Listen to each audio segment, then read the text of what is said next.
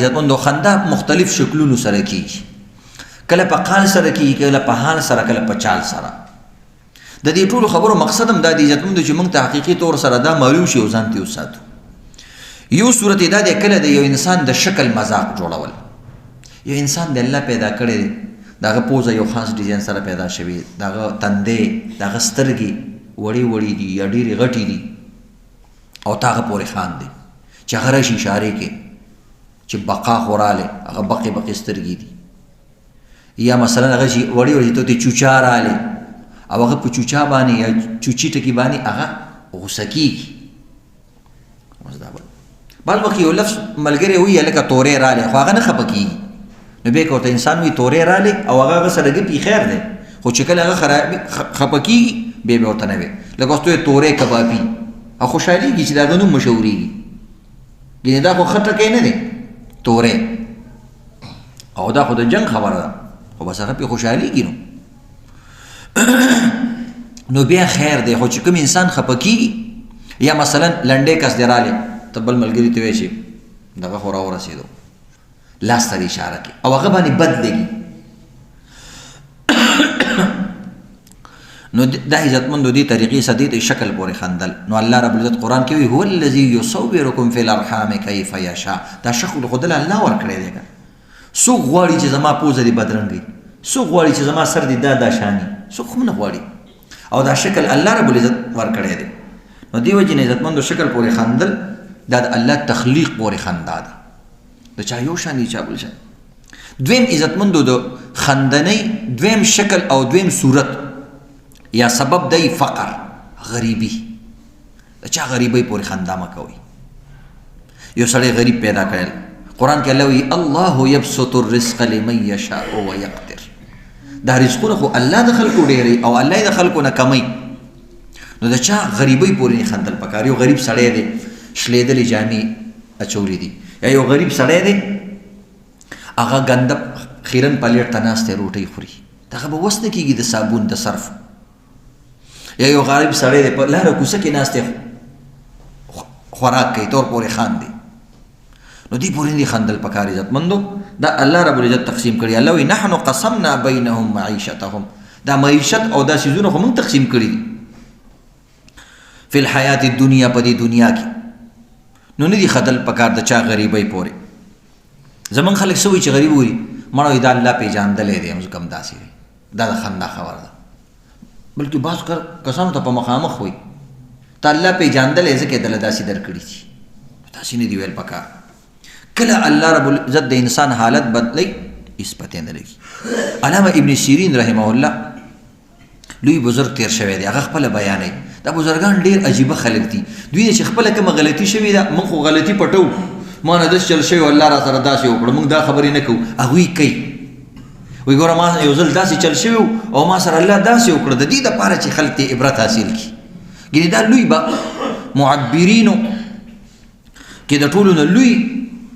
تابعي تیر شوی لوی عالم دی. تعبیر الرؤیا کتاب یې لیکلی دی. وی عیرت رجلا وقلت یا مفلس. وی یو ځل مې یو سړي پورې هسې لږ خندا شان وکړه،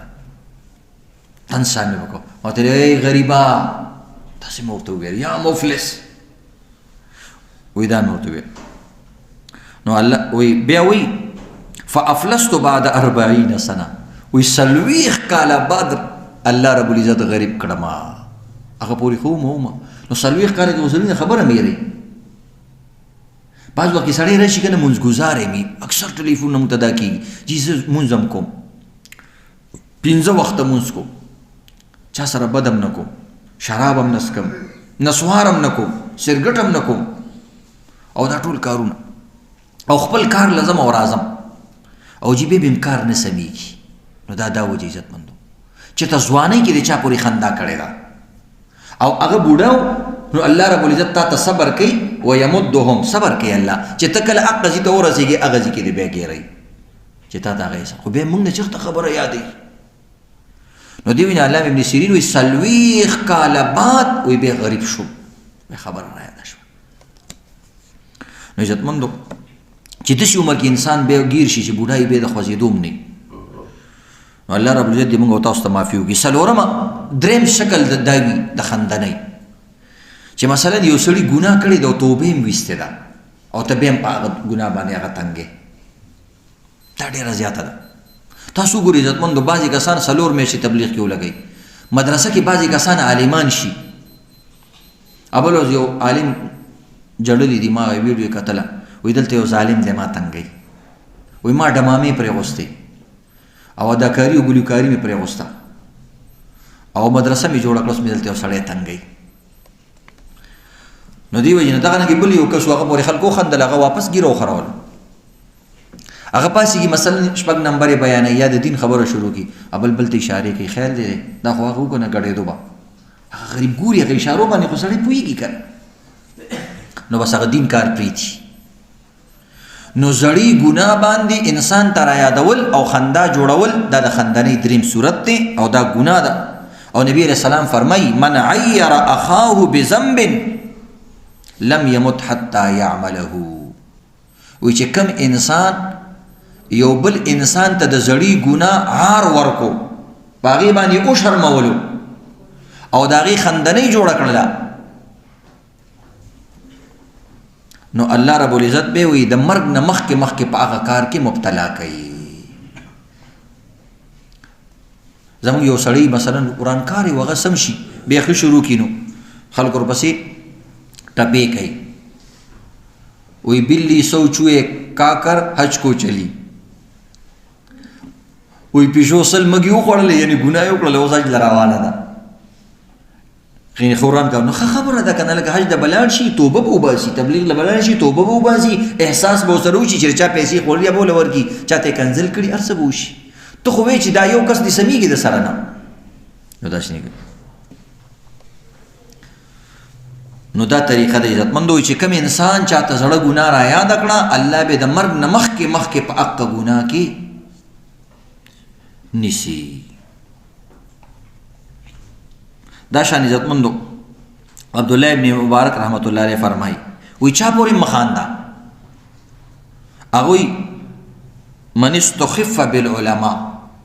چې کوم انسان علما پورې خاندي ذهبت آخرته وی د دې انسان آخرت تباه دی چې علماء پورې خاندي آخرت یې تباه دی. بیا وی ومن استخف بالامراء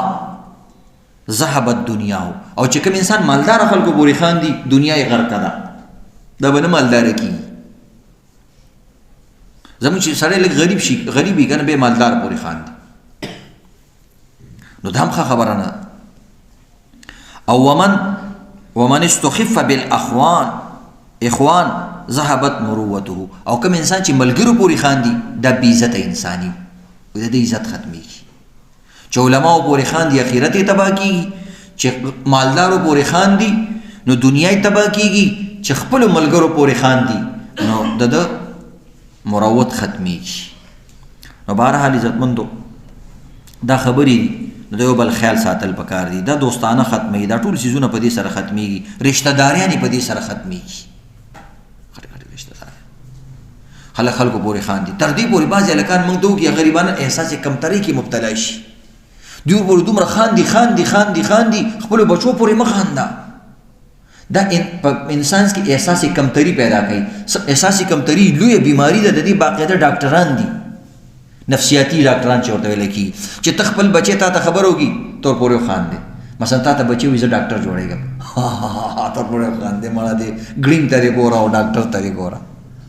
نو دا تا خپل بچی دنیا کې هم خراب کو او هغه اوس ډاکټر هم نشي جوړېدی تا دې ماشاءالله بچیا ته به ډاکټر نه هم غټ جوړېږي او چې زه به تا جوړو همت وله ورکوه نو خپلو بچو پورې مه خانده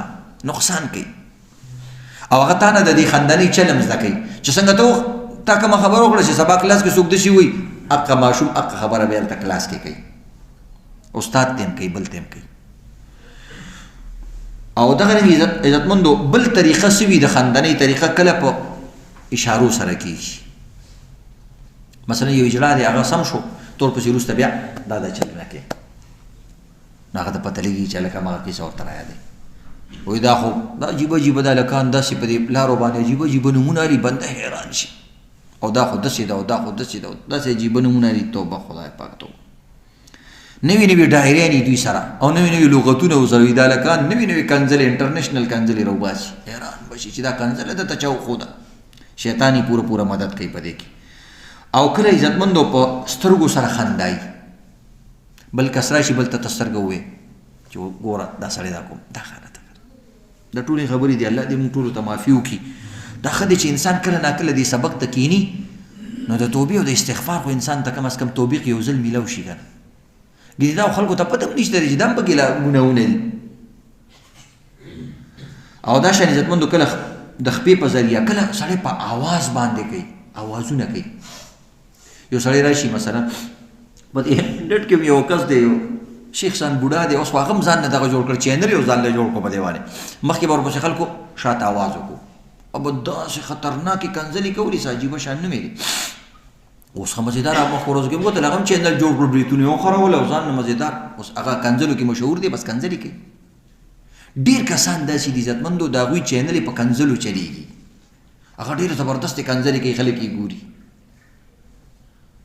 او کنځلې خو د منافق سړي کار دی نو د مسلمانانو زوال به ولې نه راځي چې په کنځلو کې او په خندا کې او د بل مسلمان عزت اغستل او د بل نه پرتوګ ویستلو کې دا عزت ګڼي او په هغې پیسې ګټي نو بیا چېرته داسې ذلیله قوم کامیابېږي توبه ما ته نن یو هلک ویلی وایي ټیک ټاک باندې ویډیو جوړه کړه ما ځان لږ کار ګورو دا خو مسلمانانو ته ووایه موږ نشي جوړولی په دې باندې که موږ دې پسې خبرې وکړو یو قسم یاد کو بطور اسلام ته یقین وکړه داسې کنځلې کوي علماو ته خلک چې حیران بشي توبه صرف او مولا غریب سي هغه که دا مسله بیان نه کړي الله رب العزت د قیامت په ورځ نیسي دا جبه ترې راکاږي او نو څه به ووایو اوس نشو ویل او دې کې خو موږ خپل ځان هم یادو کړو چې دې کې کوم کار په موږ کې هغه موږ هم ته هم دغه عذاب شامل دی نو عزتمندو بعضې کسان اوازونه کوي مختلف کسان وي عزتمندو بعضې په شپیلي خفه کېږي ته ورپسې شپیلي وایې چاته او بعضې په لاس پړخا باندې خفه کېږي بعضې کسان یې وروسته په لوټو باندې باباګانو لي تنګۍ مختلفو طریقو سره قسم قسم اوازونه کوي پوډري چرسي او مثلا چرګو غلا او فلانې او ډنګرې یو شان اوازونه نو دا د دې مختلفې طریقې یا مثلا د چا کارټون جوړ کې د هغه سترګه پورې خاندي د هغه یو ځای بل ځای پورې خاندي د علما کرامو کارټونونه خلک جوړوي ښځه علما خو زه هغه سره بس خبره وي اختلاف به وي د پټکي ولې جوړوي او سره قرآن کتاب یې مولا په لاس کې ورکړي کتاب خندا ولې جوړوي دا که د هر مذهب عالمي ته به نه کښې نه خندا عام مسلمان پسې به نه کښې مارتر عبدالله ابن مسعود رضی الله تعالی عنه زه چې سپي پورې وخاندم یارېږم چې چېرته سپی رانه جوړ نه شي د هغې نه یارېږم نو بهرحال عزتمندو دلته الله رب العزت د دې منافقینو او د ټولو نه لویه خبره دا ده چې الله رب العزت وایي دا د منافق خصلت دی چې دوی به خندا کوله او چې کوم انسان پورې خنده وشي او دا صبر وکړي نو الله رب العزت د دې په ځای باندې دله اجر ورکوي او هغه انسان نه بدلالي الله یستهزئ الله رب العزت به خنده وکړي یعنې د خندا صورت به جوړ کړي بهم دغه منافقینو پورې ویمدهم او دوی به ایثار کی مبتلا به کی